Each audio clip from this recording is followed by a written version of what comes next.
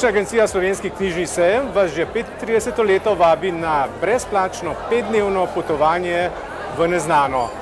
Potovali boste po eksotičnih krajih, kljub temu pa potrdila o cepljenju ni potrebno imeti, celo nasprotno, če ste okuženi, imate prednost, okuženi z virusom branja seveda.